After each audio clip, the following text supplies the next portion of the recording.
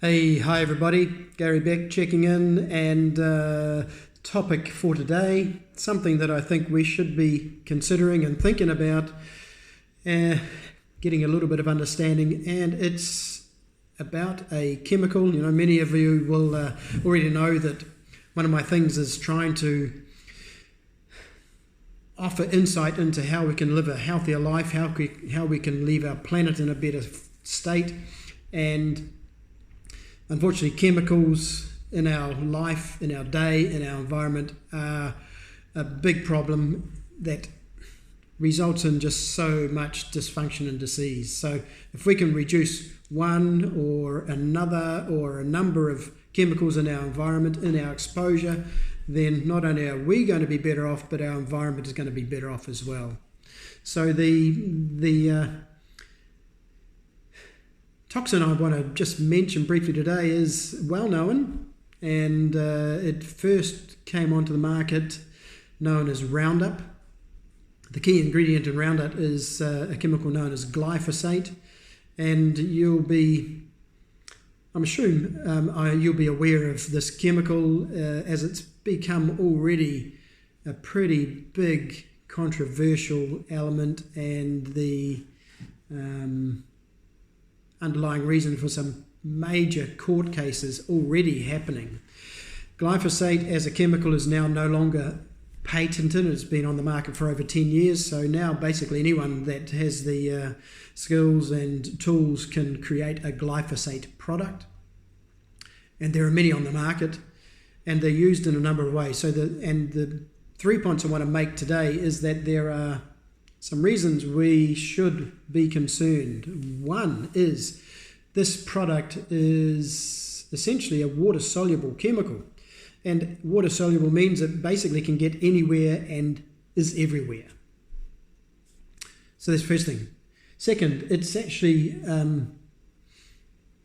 does a number of things, but one of the things that affects us all is that it's actually a chelating agent. So as a chelating agent, it essentially pulls minerals from our foods. So if something is stripping our food of minerals, then of course that food isn't going to be able to offer the appropriate building blocks that we need for optimum health. So it's everywhere, and it's stripping our food of precious minerals. Not a good look. And it's become widely used not only as its herbicide pesticide action, it's become used as a desiccant. And this is an interesting thing. So, you know, how does that work? Basically, growers can use this chemical as a desiccant to allow for earlier harvesting, essentially. So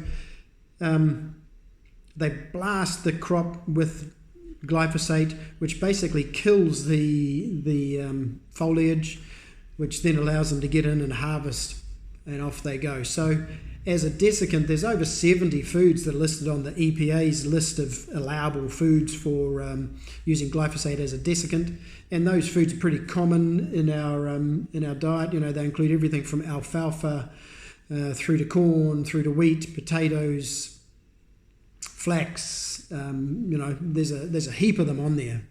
So it's used as a desiccant. That's mean it's used even more widely these days in this process.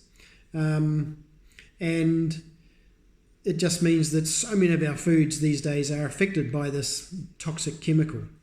Now, one thing that you need to understand is that